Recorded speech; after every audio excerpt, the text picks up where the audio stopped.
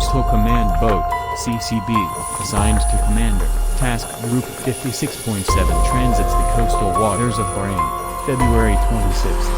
CCBs provide a multi-mission platform for the U.S. Fifth Fleet carryover responsibility by focusing on maritime security operations.